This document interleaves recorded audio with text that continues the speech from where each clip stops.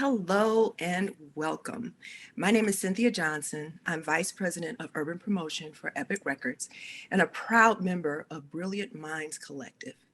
BMC is a think tank. Our members represent sectors such as entertainment, finance, technology, communications, media, and more, and are located in various countries all over the globe. We are focused in creating opportunities for engagement and economic advancement for people of color globally.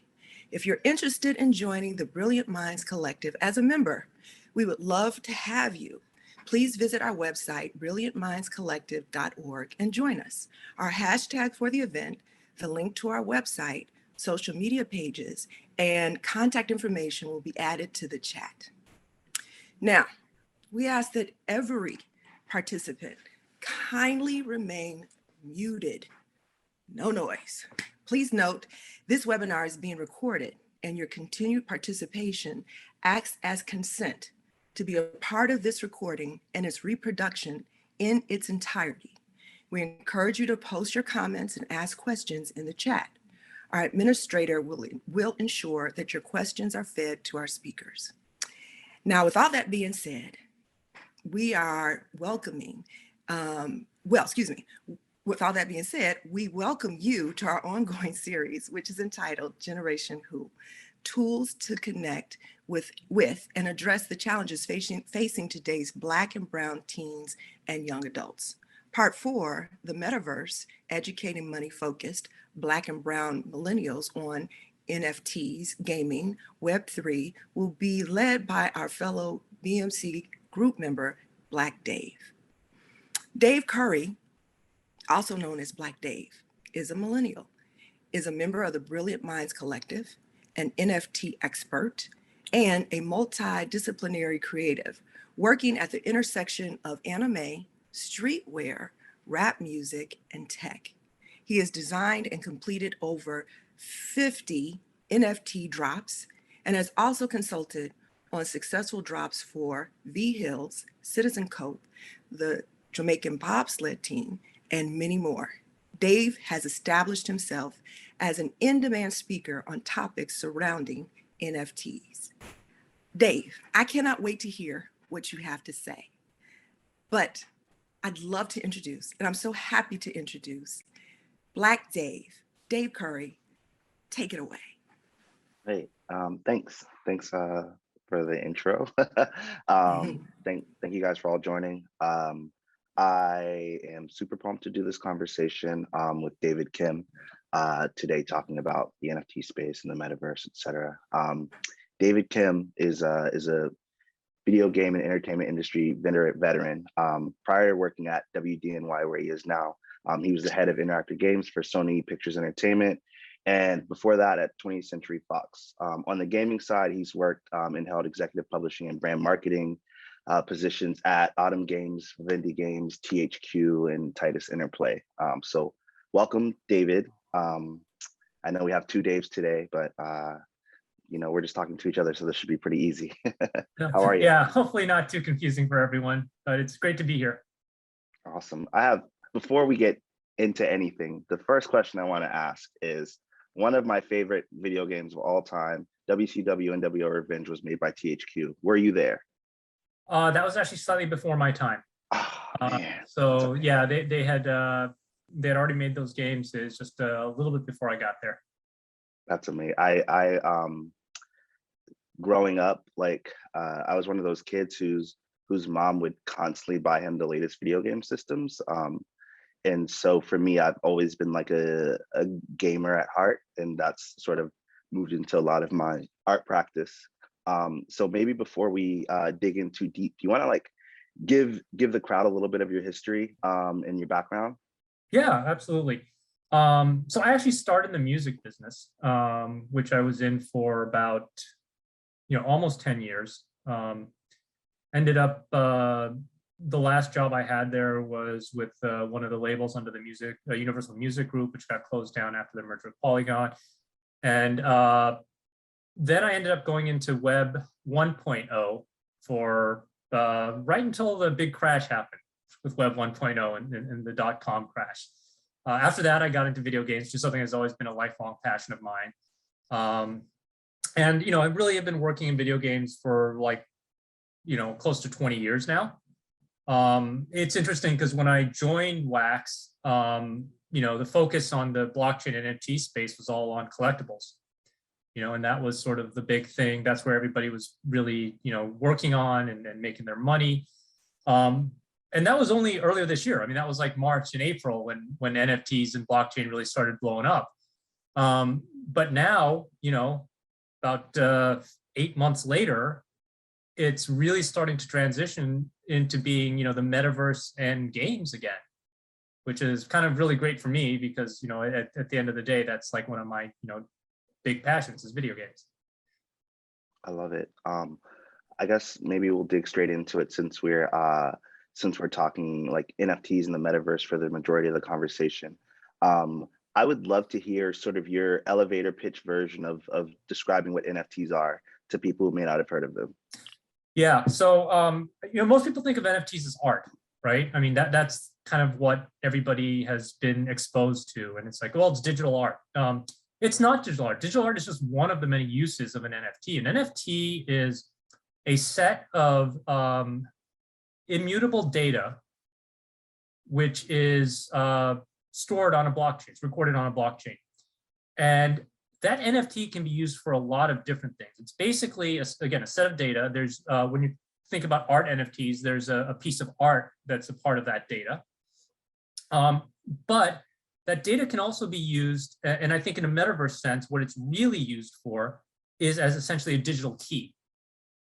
And the person who owns that particular NFT has a key that grants them whatever rights or access that key is designed to provide. And then they can furthermore transfer that key to another user. Now, there are also other potential uses for blockchain and NFTs. I mean, basically anything that you can store digitally as data is storable as an NFT. And so that could ultimately in the future, be used for things like contracts or, potentially even as alternatives to stocks or a recording of stock ownership. So there's lots of different potential uses because at the end of the day, it is data. It is not just art. I think that's an amazing answer. Something that I've been noticing a lot lately when it comes to like the way that people describe NFTs now is everyone is tying access into that. I think a lot of people, for me, I'm a little more than a year into the NFT game. And for me, what was initially sort of explained was that it was pretty much art and the NFTs were art and you just made art and they were NFTs and that was kind of it.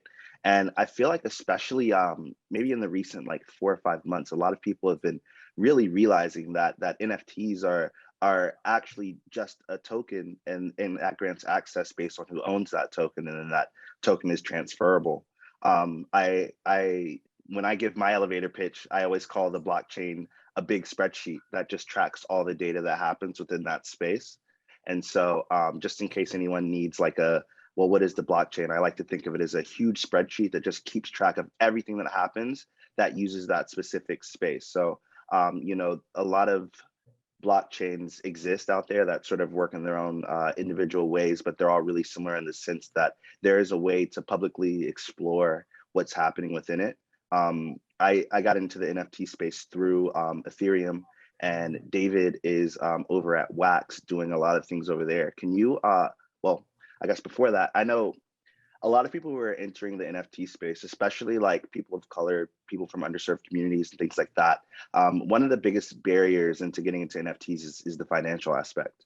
When you're using Ethereum, which is sort of like the main blockchain or the more popular blockchain, for a lot of NFT creators, there are a lot of fees associated with it, and those fees can range. Sometimes they're $20, but oftentimes they're $200, and sometimes they're even $2,000. And that's sort of one of the things that really keeps people from diving in. On the other hand, David, I know you're over at Wax, and I know that there's a much better opportunity for artists who sort of exist in that space. Can you talk a little bit about Wax and like what makes it more affordable versus something like Ethereum and dig into that? Yeah, so the two blockchains that most people are familiar with are Bitcoin and Ethereum, right? And Both of those are kind of, I guess, what you call the OG blockchains. They were the first two that really, became important. And they were both built using a system called proof of work. And proof of work, unfortunately, is a really terrible system for running a blockchain. It basically is the reason when you hear about blockchains are terrible for the environment and NFTs are terrible for the environment, it's only because of proof of work and Ethereum. On Bitcoin, you can't even do NFTs, so it's kind of irrelevant to the conversation. It's purely a financial blockchain for essentially a store of wealth, digital gold, if you will. But Ethereum is where most people first learned about NFTs. It also uses proof of work, and proof of work is a really energy intensive, energy wasteful system. And the reason it is because Ethereum was originally designed as a financial blockchain, and part of the purpose of having it be so wasteful and expensive is as a brake on inflation when you're running your own currency. So that's why, and as a result, the blockchain has very little capacity to actually process transactions. And when you pay a gas fee, it's basically paying somebody to process the transaction, but also for your place in line in that to get your transaction processed. Most other modern blockchains use what's called proof of stake, and that's what Wax uses as well. Proof of stake doesn't have that limitation on capacity the same way that proof of work does. It also doesn't have the energy competition, if you will, to be the guy who produces the block and therefore gets the miner, if you will. So the costs are generally much less. Most blockchains still charge you a fee per transaction. It's much lower usually. Most proof of stake blockchains will charge you like a few cents per transaction. But a transaction in the blockchain terms means anytime you write new data to the chain. So if you mint an NFT, that's a transaction. If you give an NFT to somebody else, that's a transaction. Even though you haven't sold it, you just give it to somebody else, that's considered a transaction. If you destroy the NFT or burn it, that's considered a transaction. Every time you do one of those, you have to pay the transaction fee or gas fee. Wax is structured differently because we designed the blockchain with no transaction or gas fees. So if you want to mint an NFT, it's basically, there's no fee to mint the NFT. If you want to give the NFT to somebody else or transfer it to a different wallet, there's no fees involved. If you want to get a little deep, there are certain things you have to do to get resources, but none of them are fees where money is leaving your pocket permanently. So basically no fees. And the only fee that we do have is if you want to sell an NFT, you own an NFT, whether it's one you created or you bought and you want to sell it, you have to pay a 2% fee to the blockchain of whatever the sales price is, and it doesn't matter how high or low that sales price is. You also have to usually pay a 2% fee to the market operator where you sell the NFT. And then you'll have to pay whatever the commission is. Now, if you minted the NFT, then you're the one that gets the commission.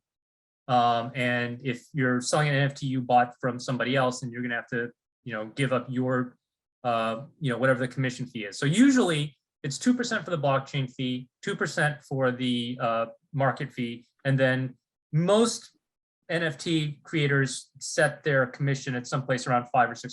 So you're looking at like 9 to 6% in total fees that are charged to the seller. Now, if any of you have ever sold anything on eBay, that'll sound very familiar because that's exactly what eBay's fee structure is like. So what this does is, because it's a percentage-based structure, it means you can sell NFTs for like reasonable prices. You can sell them for like $10 or even $1 or $2 if you want. Unlike with Ethereum, you got even a low $20 gas fee. You're still going to have, that means that the transaction has to be at least worth more than $20 for you not to be in the red. And this is why, if you really look at the activity on the two blockchains, Wax has Wax is actually the second most highest sales volume mainnet blockchain after Ethereum. But the structure of those sales is very different. On Ethereum, you'll see a very low number of sales that have super high prices. I'm not talking thousands, I'm talking tens, hundreds, millions of dollars per transaction or per sale. On Wax, what you'll see is a lot more sales transactions, usually in the tens of thousands per day or more. And they're they'll average out to like around, someplace under $100 per transaction. So that makes it much more affordable and accessible to a lot more people than Ethereum. That's a great answer. I'm so glad you dug in.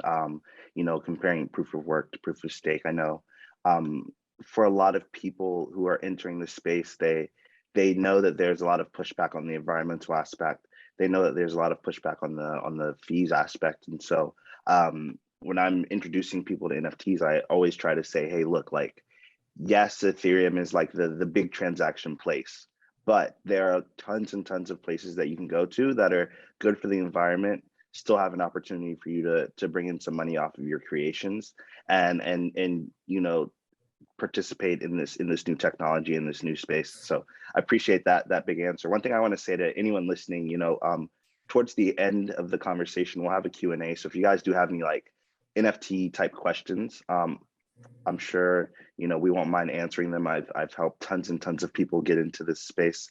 If it isn't too specific or anything like that, I'm super into it. So I just want to put that out there. If you guys have any questions, just drop them in the chat, like we said earlier, and we'll help out with that. One thing I want to move a little bit into, David, and talk about is like this possible combination, and I would say ongoing and budding combination of gaming when it comes to the blockchain space. A lot of people are very, very excited about using the blockchain, especially in a play to earn aspect. But I've been seeing so many really fun games that make use of the blockchain, in the sense that, when I explained the blockchain to my mom for the first time, or when I explained NFTs, the whole thing to my mom, I said, okay, Mom, I have a cousin, he's 15. I said, look, he plays Fortnite and he gets skins in Fortnite. And I was like, imagine if those skins he got were tradable for finances. I was like, imagine if he got a skin that had a limited edition and it was able to be traded. And you find out that the #1 Fortnite player in the world had that skin at one point, and now it has value because of that association. And she was like, oh, this makes sense. I think a lot of times when I'm explaining NFTs to people, it always like takes an example of something that makes sense to them. But with that example, it does bring up like some of the gaming implication. This conversation is titled the Metaverse, and so maybe we can jump into that a little bit. As far as gaming goes, how's it been for you? How are you perceiving the future of gaming as it goes to NFT and blockchain? I know Wax is a chain that participates in a lot of that sort of thing, lots of card style things. I participated in the Street Fighter drop, which isn't a game of Street Fighter in the traditional sense, but it still had like some game elements to it. So what are some of your thoughts on the gaming side of the NFT and blockchain space? Yeah, like any new technology platform where games start to take a foothold, you start with very, very simple games. If you think about, if any of you are old enough to remember what the first iPhone games were like, right? They were very, very simple games compared to what you can play on iPhones now. If you go back to the early days of Facebook games, right, and the first Facebook games that were ever out, they were literally like just graphical spreadsheets, going back to that analogy. So a lot of the games in the blockchain space right now are sort of at that level, right? They're very, very simple games. You basically sort of pick some, you get some resources that allow you to mine or farm or something. You put them in slots, you hit, mine or you hit farm, and then you wait a while and you'll get some more resources that you can use to craft something. And that's the loop. And it's a fairly simple loop. The games are huge. There are a few games that have that simple loop and are hugely successful and making a lot of money for their creators. And I'll tell you right now, just as in the original Apple App Store games and the original Facebook games, the guys who are making these games right now are not the experienced game development companies. A lot of them are new teams. A lot of them are really young people. Like I talked to some of these guys, and it's like you're talking to like somebody who's like 20 years old, and it's him and like 3 or 4 friends who are making these games. And they're making just, some of these guys are literally making like millions of dollars operating these very, very simple games. Now that's not going to last very long. It never does, right? That's only early on in the phase. And then what will eventually happen, like I said, when I mentioned Zynga, right? When Zynga first started making Facebook games, nobody knew who they were. There were a bunch of non-game people even. But then, as the space grew, they grew with it, and they became the company they are now, which is one of the largest mobile game publishers in the world. So what will eventually happen, just like with Facebook games and with mobile games, is the games will get more sophisticated. As they get more sophisticated, you'll have more of the established players start to come into the space, and then there'll be less of a focus on purely playing just to earn, and the earning essentially being what is an additional feature of a game that most people play for the enjoyment of playing the game and not just earning. So for instance, right now there's a game available called Mir 4. You can find it on Steam, or you can, if you Google Mir, it's MIR 4. You'll see, you can go to their website where you can also, they have it's available on mobile and as well as PC. It's a traditional MMO, Asian MMO. So, you run around, you kill monsters, the whole works. They added one unique twist, which is the in-game resource, which is sort of akin to their gold in the game. You can withdraw from the game as a token and sell it outside the game to somebody else, who can then bring the token back into the game and then convert it back into in-game currency, which then they can use to craft and upgrade their gear or whatever. So this game, which is the fourth game of a series, because it's Mir 4, right? The first four, or the first three, nobody in the West cared at all. It was basically just known in China and in Korea. It is now a top 10 most concurrent played game on Steam. It's got more players on Steam than things like Battlefield 1942. And it's, and it's players that you can usually, when you have these kind of systems, you get two types of players. You get players who are playing to earn or to make money. We used to call them gold farmers in the old World of Warcraft days, right? Because they basically went and they farmed this stuff, and that was their whole purpose for playing, so they could sell it to somebody else. But in order to have a robust market, you have to also can't just have sellers, you have to have buyers. And sellers aren't selling this gold to other sellers. They're selling it to buyers who want to, use it to buy items in the game or, whatever, but, craft gear faster, something like that. So that's kind of the way the economy works. And that's the way the economy is going to work, I think, long-term when it comes to play and earn, because it's not going to be the game's primary monetization method is play and earn. Play and earn, like in this game, will be an additional form of monetization that's available in the game. But it won't be the sole. Like, you can still go in, play the game, you not even touch that part of the game if you don't want to. But it's there and available. And, for the longest time, I always tell people, the play and earn's been around for decades now. It's gold farming, or if you're familiar with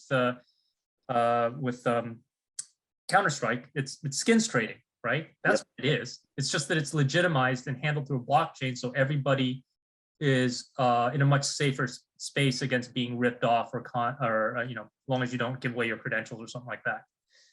Yeah, I think you made a lot of really great points in that. I played a small amount of Counter-Strike, a small amount of World of Warcraft, and I remember like the skin selling. I remember the account selling. I coming up was an EverQuest player, and it was the same thing. You sort of built up an account in order to sell it, and I think that this tech allows for like both sides, because like you said, the game still, because we're so early in the sort of technology, a lot of the games are really just trying to figure out how to use the tech to do the things, and building the game is not that it's secondary, but that it's you're learning as you're flying. And so what's really interesting for me, and I think one thing that you brought up was you brought up Zynga earlier, and obviously now Zynga is a monster of a company. But at the time, the games weren't amazing. You literally, Farmville, of course, huge game, and all the games prior to that. But it was literally click a button, wait, click a button, wait, click a button, wait. And a lot of games like that on the blockchain are like that right now.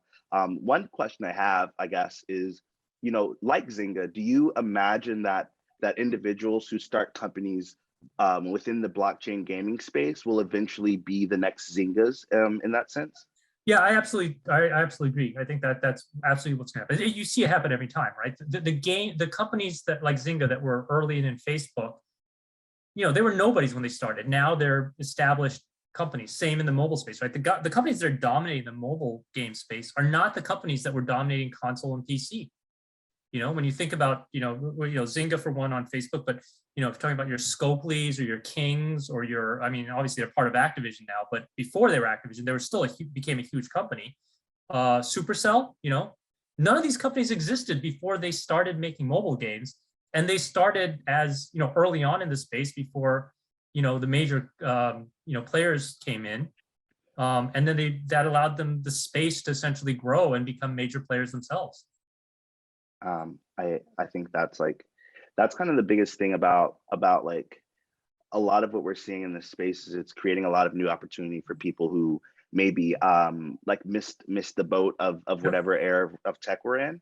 And so one of the things that I always tell people about why it's like important to get into blockchain like as quickly as possible. And of course you can sort of fumble through while you're here, but I think it's important to get in so that you start to develop that understanding before you feel like you missed the boat. And I'm sure like you've heard this from tons and tons of people even now, like people feel late now to crypto, people feel late now to NFTs. And it's like, we really just started this rodeo, and so, I guess maybe for everyone listening, I do want to say like, you don't have to be an artist in order to exist in this space. There's so many things that you can do that that also will have a huge impact in the blockchain, a huge impact in the NFT space. One of the things that like I really wanted to focus on with this conversation, David, is that like, making art is great, but there's still so many other things you can do. Like in participation with the blockchain, to sort of have a career and be able to make money and stuff like that in this space. With WDNY, obviously you guys are like doing lots of projects on the blockchain and participating in things like that. Aside from the art aspect, what sorts of other jobs do people hold like in this space? And I know it's really similar to like a traditional company, but can you talk about some of the positions? Yeah, I mean, generally, obviously, there's artists, right? Obviously, because it is, the blockchain is computer code. So there's programmers, there's engineers, kind of the typical sort of, the typical position you have whenever you're talking about some kind of computer tech company. And then there are the guys who are out there, trying to create new businesses, right? They're, like, I don't know what you really call them, entrepreneurs. Right? They may not be the guys, they may hire the guys who write the code, they may hire the artists, but they have an idea for what you do with that code and that art. And that's the way a lot of companies, start out, like a lot of entrepreneurs, like, I don't think Pincus, when he started the Zynga, was writing the code, right? He hired to do that. He just had the idea, and, a lot of the guys who, for instance, the COO at our company, he used to release game apps on the Apple App Store early on. He doesn't know how to code. He doesn't know how to make games. But what he did was he had ideas, and he would find people to, and you can find people who can do this stuff fairly easy. Not so much with blockchain. I mean, the problem with blockchain, of course, has been around for like, in reality, like 4 years at most. So the most experienced blockchain people you're going to find have 4 years of experience. Most people you probably will have, like 1 or 2 at best. But that's also, I think, a really good opportunity, because it means nobody's gotten so far ahead of you that if you want to learn how to code on the blockchain, that you couldn't, if you apply yourself, learn, and then catch up to whoever has already started. They're not going to have a big head start on you. I think that's like a really good point. And that's why I said like jump in early, because no one's too far ahead of you to not be able to catch up at this point if you really dedicate yourself to it. So I'm glad you doubled down on that. I have a question coming in from Brian Ventura, sort of back to our last point about how companies will sort of form in this space and grow and become, you know, a Zynga in the blockchain or something like that. So his question is, do you think the same will apply for other industries like entertainment? Do you think that this will fill a need for like crowdfunding, or like how do you, and what like do you think that some of these will like fail and others will thrive, and like is there like a percentage, you know, the Gary V 99% of NFTs will fail thing? How do you feel about like in this blockchain space, different companies popping up across different industries, and do you think it'll have the same effect in the blockchain? Yeah, I think Gary's right. You know, I mean, most businesses, whenever you talk about a tech space or a new technology space, most businesses that enter or people get into it early, most businesses are going to fail. I mean, that's what you saw with .coms. That's what you saw with, you know, mobile games on iPhone. You know, like there was a lot of companies I was talking to when I was at Fox who don't exist anymore. At the time I was talking to Fox, these were companies who were making millions of dollars a year. So, you know, and the same in the early .com days, right? Like practically every company that existed as part of Web 1.0, with the exception of like, you know, maybe Amazon, is gone. You know, how huge a company like MySpace was, or Friendster, Huge, gone. insane. Yeah, so that's just the unfortunate reality. But, you know, the people who worked at those companies are still around. You know, they had good careers. It was a starting point for them. So, you know, don't just focus on the companies, but focus on, you know, like what working for a company in the space is going to teach you that you will then take to whichever company survives in that space, right? That makes sense. I like that. And if you, you know, and if you start a company, even if you fail, that's great experience. I mean, it's like, you know, that's meaningful experience as long as you really, you know, were doing something that was done well. Like you can do things well and still fail in this space. I mean, that's the true in any new industry, you know, or in any industry for that matter. Like, but yeah, and as far as, you know, like in terms of entertainment, you know, the challenge with entertainment is always that, you know, if you're going to talk about traditional forms of entertainment, there's always the existing barriers to entry. I mean, it's less so in the music space. Music has been incredibly democratized by technology.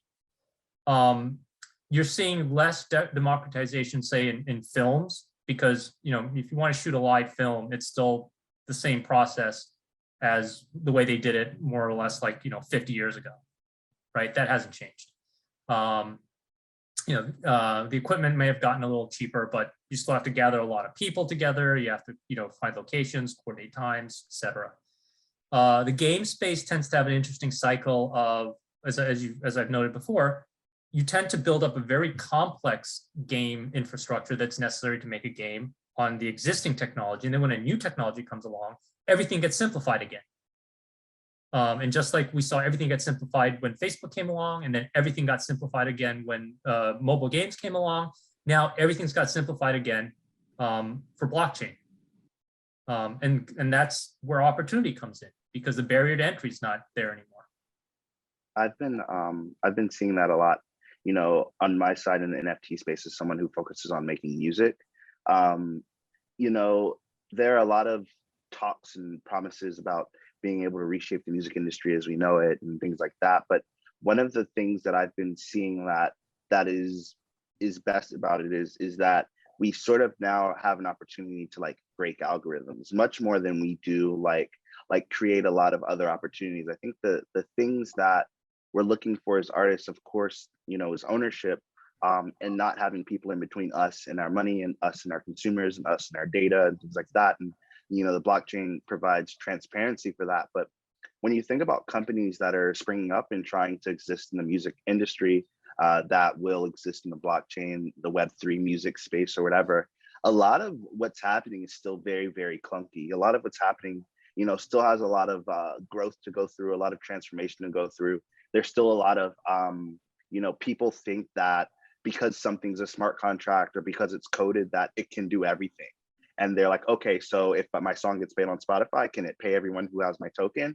We're like, no, the tech isn't there yet. There's so much stuff that people are like thoughts are developing, and it needs time to grow into the complexity of some of our ideas.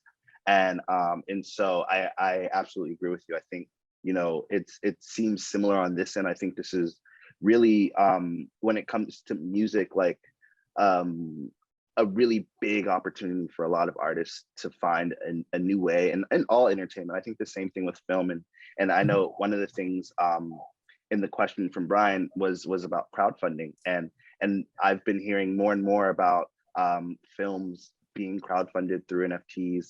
I recently had a friend who was able to crowdfund 20 Ethereum.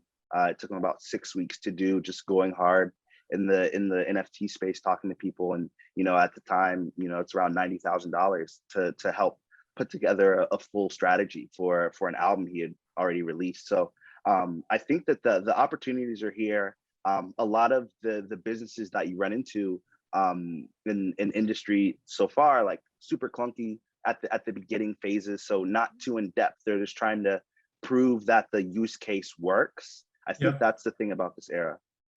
Yeah. So the interesting thing that NFTs can do when it comes to crowdfunding, and you see this definitely in the game space, but you can certainly see it in other spaces as well. So most blockchain games actually pre-sell the items that you're going to be using in the game as NFTs in advance of the game launch. So basically, in a sense, that's a form of crowdfunding, right? Because you're basically, you know, when you use traditional crowdfunding platform, you basically, people pay you up front and you promise to deliver something to them, you know, on a certain date. You're doing the same thing here, but what you're doing is, instead of sort of that guarantee coming through a centralized system, like Kickstarter or Indiegogo, you're actually directly interacting, and you are selling directly to the buyers or the funders the promise via the NFT itself. Yeah, and what I think is like adds another layer of interest, and why I love the blockchain so much is that you now have like this data, and you have a way to interact with all of these different people through their wallet address, through their blockchain address directly. One of the things that like I always talk about as someone who's like doing music is like, yes, I'm making music, and yes, I want you to consume the music, but there are so many experiences that I can give you now because I have access to your wallet, whether that's me giving you new NFTs, you know, whether that's me sending you a token that might have some value, whether that's me sending you a token that represents some sort of access. And so I agree. I think that when you look at the space, and especially now for anyone asking aside from Brian, like crowdfunding in this space at this time, it's one of the best times. Because what's happening is a lot of us are trying to prove concepts. And so if you have a concept that's interesting, we want to see if it's going to work.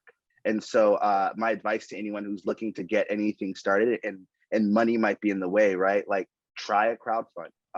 You know, one platform that I've been using and people have been using to sort of work with crowdfunding is called Mirror. That's Mirror, MIRROR.xyz. Anyone can fund, can create a proposal and try to fund up to 20 Ethereum with just a basic account. Of course, they have their own tokens that grant a deeper level of access where you can actually ask for more. But I absolutely think that that's super important. We've got another one from Brian that I want to toss to you, David. So his question is, has the legal system met the tech yet when it comes to NFTs and blockchain? And then if there are any sort of trips that you should look out for when you're creating something in the space. Yeah, so it absolutely has not. I mean, we say, like, especially in the United States, that this is still an unregulated space. And what that means is, it doesn't mean that there aren't going to be regulations. It means that nobody has addressed the issue in government. And that's the reality of it. So, you know, they're starting to do that, where they're, you know, kind of, you know, they just passed as part of this new budget, so, you know, some rules about who has to report NFT or cryptocurrency sales for tax purposes and things like that.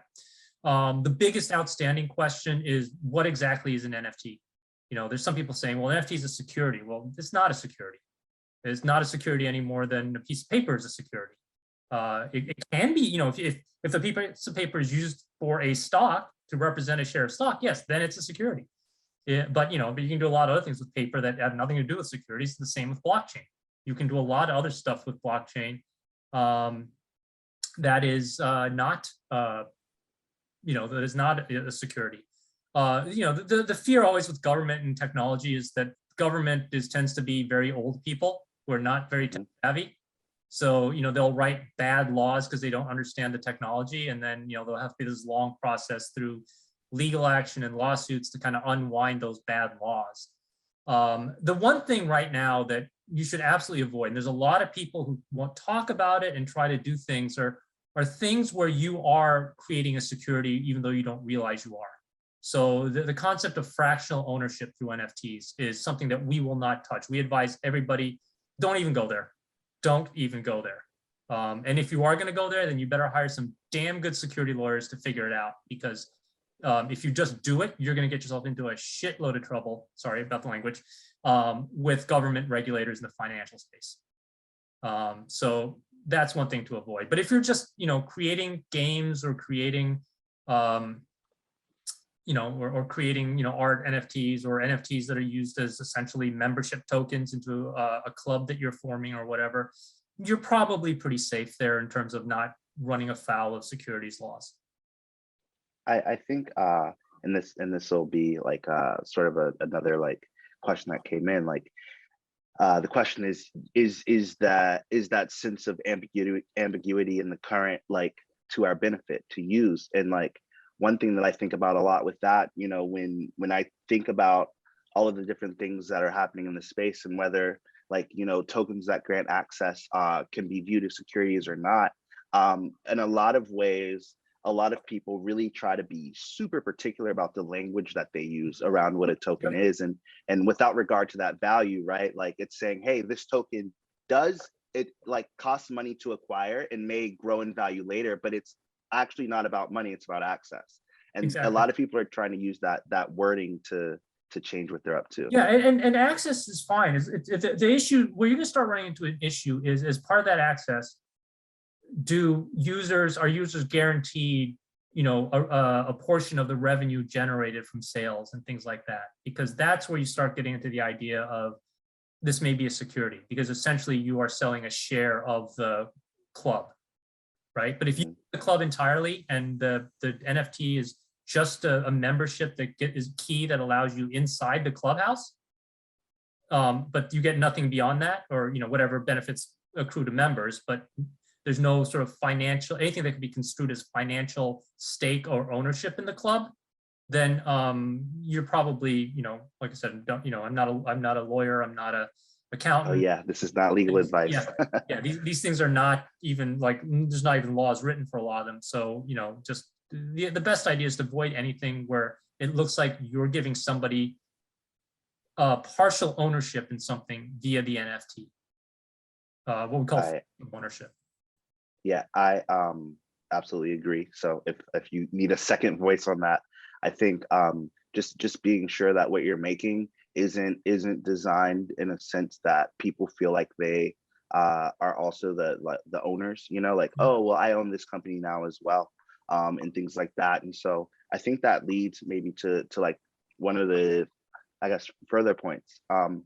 So when it comes to a lot of these things, and especially in the NFT space, people are in a sense, and I mean, not in a sense, they actually are, like, a lot of times creating brand new IP. And a lot of people who come into the NFT space think that when they sell their artwork, that the IP goes with it. Do you want to talk a little bit about that and just like answer the question, I guess? Yeah, no, well, there's not a single answer. The answer is it can or it cannot, depending on how you specify information in the NFT. So for instance, when we work with a large brand like Capcom on Street Fighter, right? It literally, the legal lines are in the NFT that state that the NFT, the copyright and trademark still belong to Capcom for Street Fighter. What you're essentially buying at that point is just like if you say, you go and buy a, like say if you bought a Street Fighter action figure, right? That does not give you the legal right to, any kind of legal ownership in the character.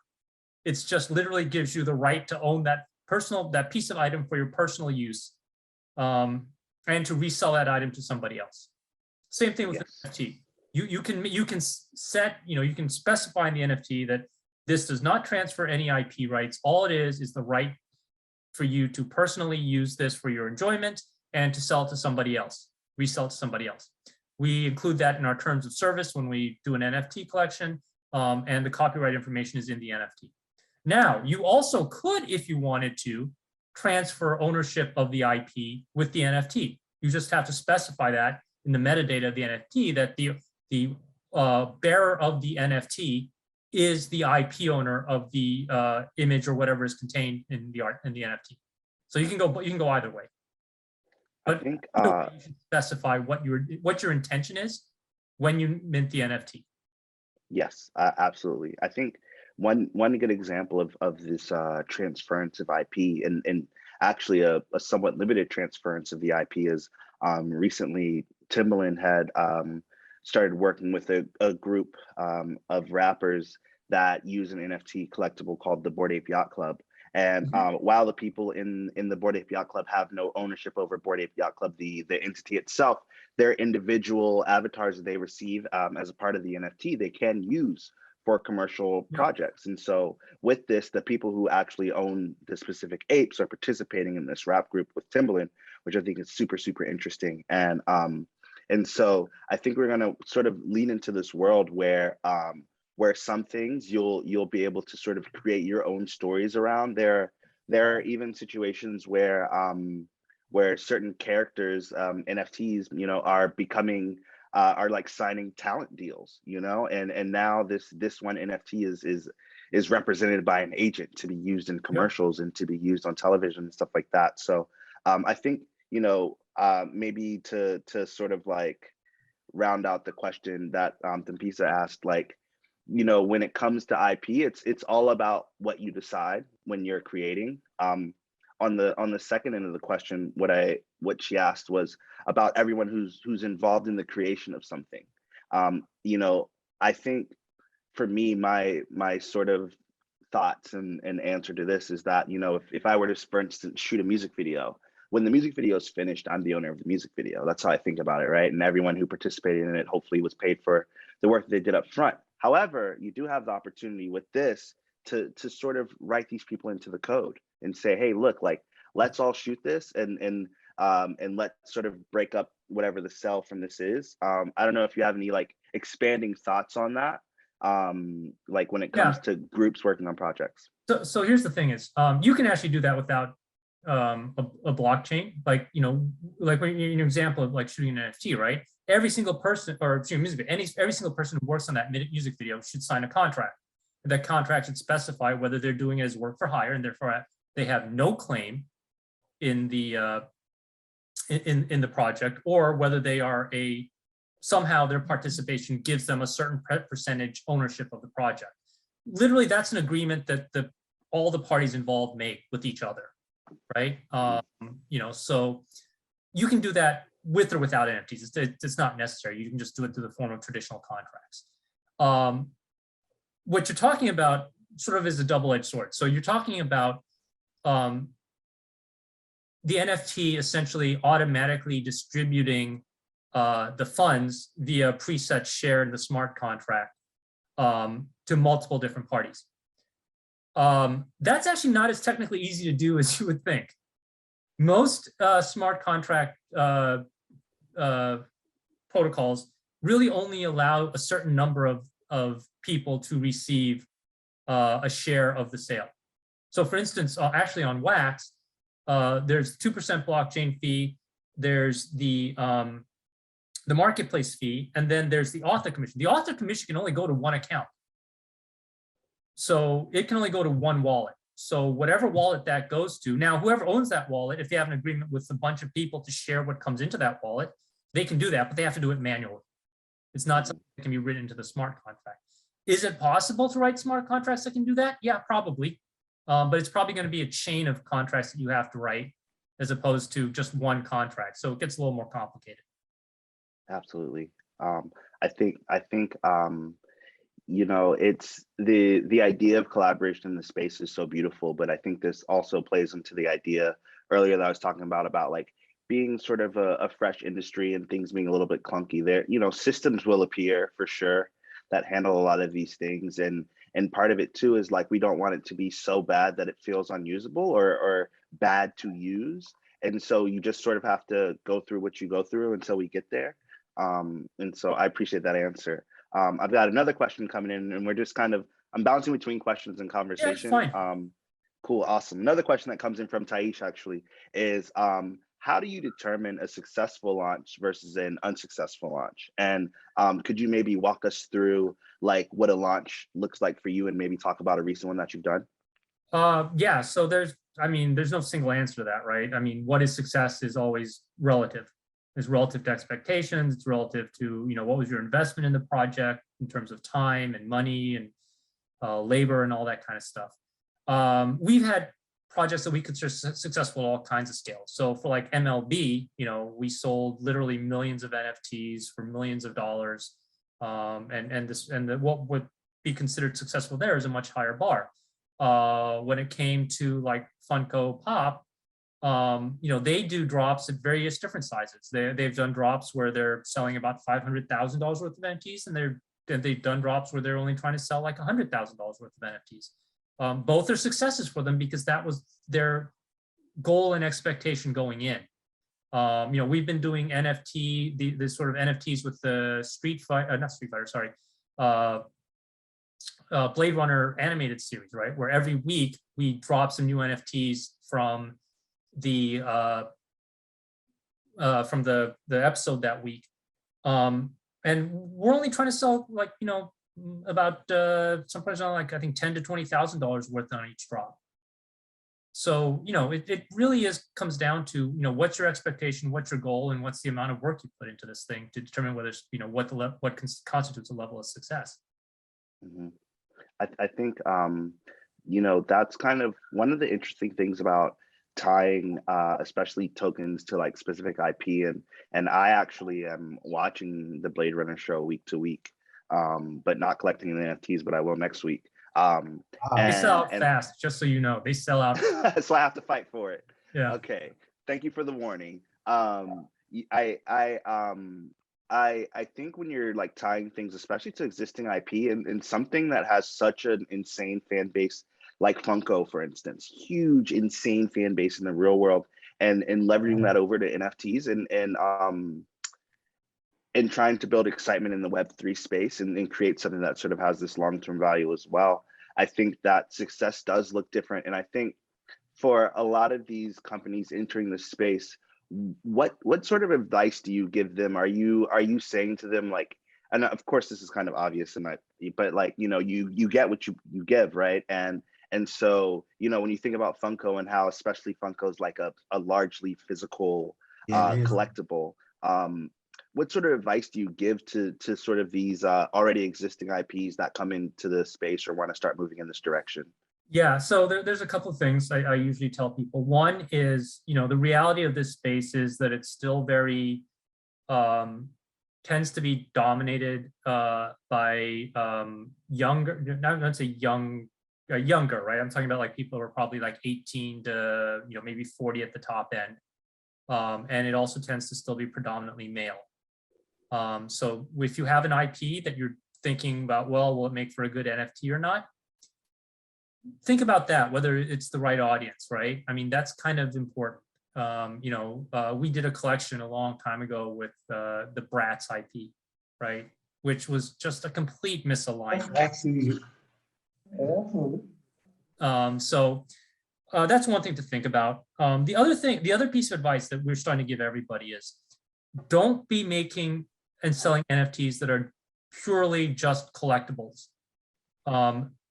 Always have some kind of additional utility for your NFT project. So, and that can mean obviously, like one would talk about use in games, as a utility, membership in a club or some other benefit you get if you're an owner that is a utility. For companies like Funko and Hasbro and Mattel, it's the opportunity to get a physical item that is literally only available to owners of the NFT.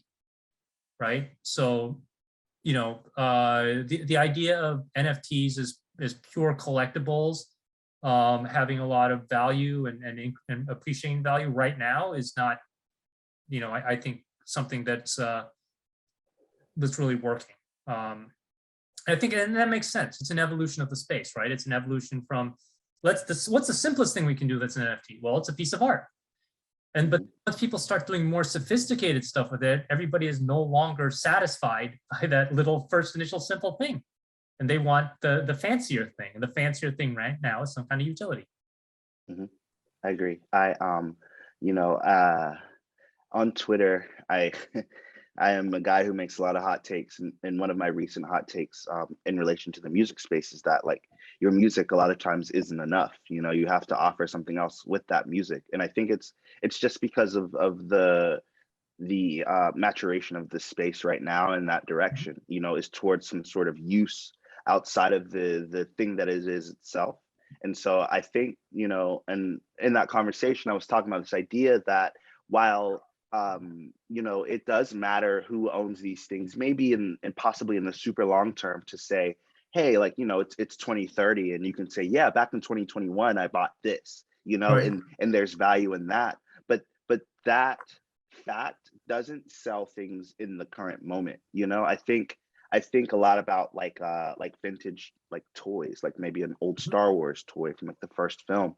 And you know, a lot of people may not have latched on to the Star Wars brand at the time, thinking, it's a good movie, I guess, you know, and not realizing that it could be what it is and that those toys could end up having value much later in the future. So I often think about that. You know, there's sort of two sides to that coin where, you know, even with Bratz, for instance, right? Like the idea that someone collected that Bratz NFT at the time that it had come out, and later when a lot more women and younger skewing people enter the space, then it's like, oh wow, you got the Bratz NFT. Oh yeah, that was back in 2021. Yeah. Like, yeah, it's so long ago. But then they're like, wow, this has insane value just for its existence.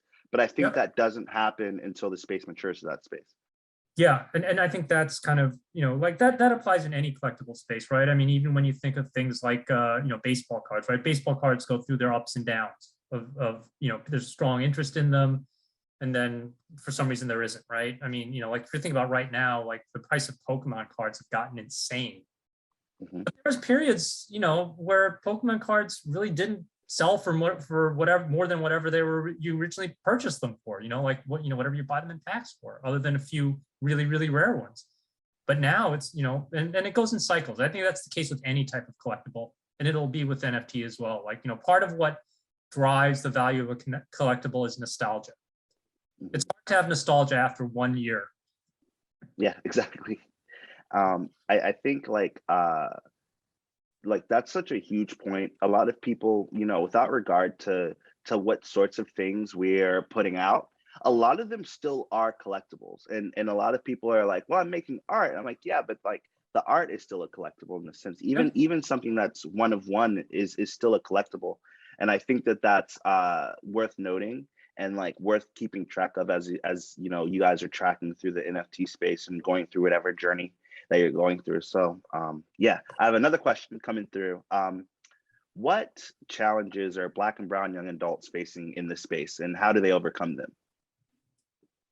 Yeah, so here's the thing is, blockchain is incredibly democratic in that, unlike traditional tech platforms, right? When you think about like PlayStation, Xbox, Apple, Google, you have to get permission of the platform holder in order to be able to do anything on that platform. That's not the case in blockchain. Like with Wax blockchain, anybody can build anything they want to on Wax blockchain if they have the know-how and the resources to do it. Nobody can stop them. It's not like with Apple and Google where they can say, no, you can't put this out on our app store. That is absolutely not the case.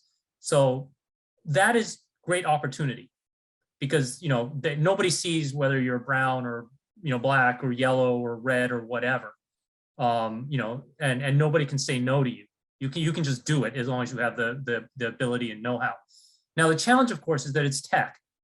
You know, like as I said before, you know, you have to, if not know how to do computer programming, you have to find somebody who does. And that can be challenging, I think, especially for a lot of minority communities, you know, where there's not a lot of access to tech, not a lot of opportunities to learn about, you know, tech and programming and all that kind of stuff.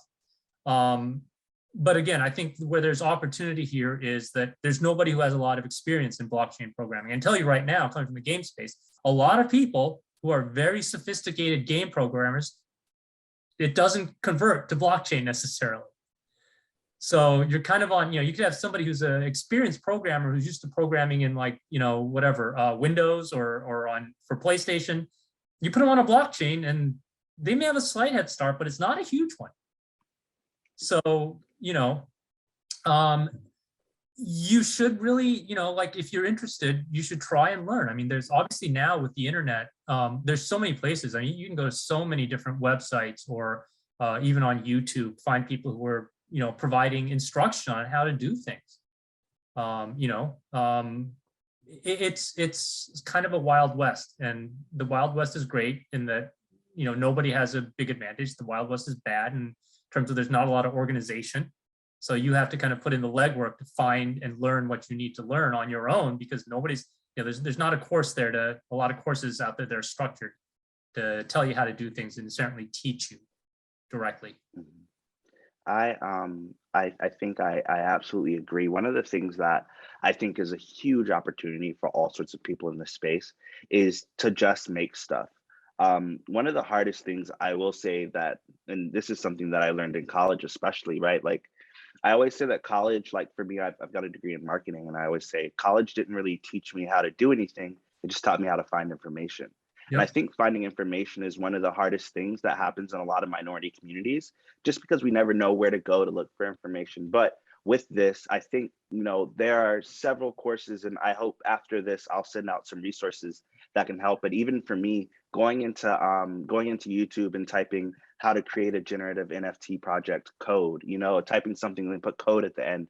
Or one of the biggest resources and one of the biggest things I think about the blockchain is that a lot of things are open source. Things being open and transparent is kind of like the nature of the space. So a lot of times, a lot of your favorite projects actually exist on GitHub, and you can look up those projects and read the code and see what it's all about, while simultaneously trying to take some beginner courses so that you know what the code actually means. But I think that there are a ton of opportunities, and what I recommend to a lot of people who want to get into this space, especially on the building side, is to build something that they think is interesting and something that they think will work. And if they're looking for like ways into other industries, try to find people, or ways into like other projects, try to find ways to provide those people value. So if you're able to learn some code and say, hey, well, let me maybe try my hand at coding this or coding that, or, I was thinking about this for it and I wrote a couple lines of code that might be able to help do that. And those sorts of things can help you get in as well. One of the biggest things I think is just trying to find ways to offer value to people. Of course, there's a lot of self-learning that comes with it, but there are also a lot of courses out there that exist.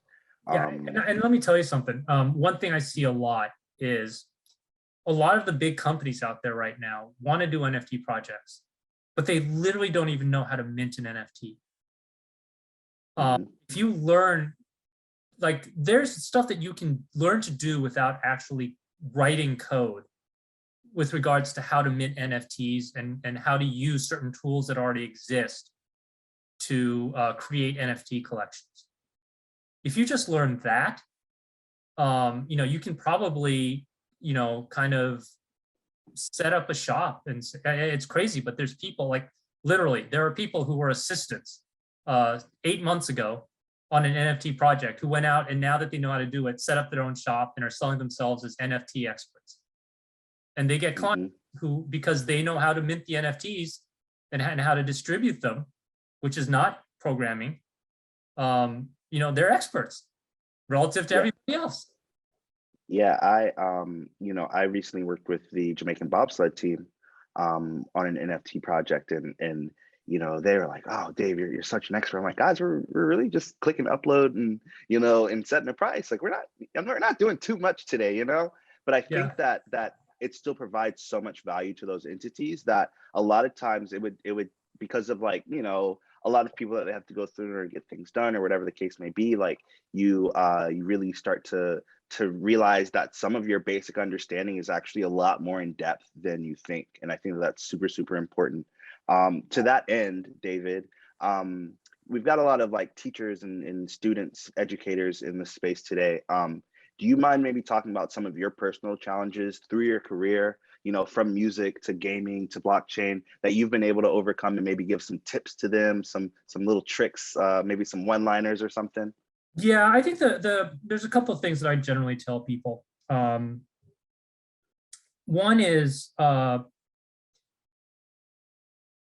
and learn. If you're working in a particular industry or business, try to learn as much as you can about all the different functions that are involved. You see a lot of people who get super narrow focused into what their specific area of functionality is. So for instance, if you're a marketing person, you may like hyper focus on marketing. Working with game developers, I meet a lot of people who work at development companies who are just hyper focused on one part of development, and they don't try and learn the other things that are involved in bringing a project to life. You don't have to learn how to do it 100%, but you have to learn enough about that you understand it and what the issues are, or and the potential solutions are to issues in that space. And this is going to be really important if you want to advance at a company or within an industry, because as you get higher up, it is expected that you will understand more and more facets of the business than the one you just came up in. And I think this is something that is lost. And a lot of people sort of think, well, if I just am really good at my job, I'll keep getting promoted in advance. And it's like, no, you need to actually show that you have a deeper understanding beyond your job of the business. So I think that's one really, really important thing that a lot of people don't quite grasp a lot of times. The other thing I like to tell people is really try to learn how to understand people and be able to empathize and understand not how you think, but how they're thinking. Because almost all jobs ultimately are dealing with people. And by the way, when you talk about people, you're not just talking about individuals, but you're talking about groups of people. So a corporation or a company is a group of people. And when you have a group of people, that group will all of a sudden create a separate, distinct, almost personality as a group that is different from the personality of all the individuals. I always say that companies have personalities. There's this sort of concept that a legal concept that a corporation is a person, right? I mean, Mitt Romney used to say that all the time. Corporations are people too. But it's, in a certain sense, psychologically, it's true. You literally will, if you really pay attention, you'll find that corporations have personalities, and it will help you if you understand that personalities, it'll help you understand how to communicate with them, and how to solve problems that they're trying to solve and add value to them. It's really, really super important. And I think it's also something else that a lot of people don't understand is that, no matter what business you're in, all businesses ultimately are people businesses. That's really good advice, actually. I always say that the best bosses know what every person's job is and know how to do every person's job. And of course, obviously not to the same level as them, but it's still important to understand the roles of everyone around you and what they can provide. So I loved all of that. I hope that everyone was taking notes. I have a couple more questions. We're almost to the end of this. I really appreciate your time, David. I appreciate everyone who's been sticking with us through this as well. There are a couple more like NFT related questions that I'll toss to you and sort of see how you feel. I'll take two and sort of wrap them into one. So Jay Thompson has an art gallery and wants to maybe sell NFTs of some of the art. He's wondering if that is a security. And then I also was asked, just doubling back around to the fractionalization question. Is that something that you can do still? I know that you said you guys have waited over there. I do know that it's something that people still do and is possible to do. But do you want to give a little more expanded thoughts on that? Okay, so on the first question, the piece of art, right? As long as when you are selling NFT copies of that art, you are not giving any sort of ownership in the original art piece, you should be fine. Because basically what you're doing is you're selling the equivalent of digital posters of your art, right? So it's not a security if you create a piece of art and then you create poster reprints of it and you sell the posters. That's not a security because the person is not getting any ownership stake in the original piece of art. Same thing with NFTs. As long as you're not getting an ownership stake in the original piece of art, and you clearly define that this is a reproduction where the copyright and trademarks still belong to the original artist or whoever owns it, you're safe because you're essentially just selling the digital version of a poster. Fractional ownership is a completely different issue. It's not currently officially legally a security, but from all practical standpoints, it's almost certainly to fall under that category based on the way laws are written. So we would recommend, again, highly recommend avoiding fractional ownership plays with NFTs. I think that's enough answer for that question for sure. One thing that we didn't get too into, but have actually talked a bit around is like the concept of Web3. Do you mind maybe like just throwing out like and I'll use the phrase again, elevator pitch style definition of Web3 in the way that you view it? I don't actually use that term. Yeah, it's not I love it. really useful. Basically, you know, what most people refer to is Web 1 was the original internet. You know, Web 2 is essentially the internet we know it as today, where it's dominated by several large, you know, corporations that are, you know, kind of almost probably dictate, you know, well over like, you know, 50% of all the traffic that happens on the internet, right? So it's Google, Facebook, Amazon. Web 3.0 is basically web that's built around blockchain. So, you know, that's what most people refer to, I think, when they talk about Web 3.0 is web that is essentially interface for a blockchain, which is where most of the data is held and you know, transferred and stuff like that.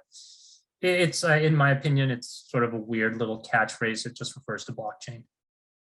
I think there are a ton of buzzwords in this space. Like as you navigate, you hear things and you're like, oh, we're still using that word, you know? And you know, the way that I've been thinking about Web3, like as a phrase is, you know, if we go the 1, 2, 3 sort of route, I think of Web 1 as like more like about reading the internet. And then Web 2 being about reading and writing. And then Web 3 is the read, write, and own layer. Because with the blockchain, we sort of have like our own wallets that are attached to this and our own identities.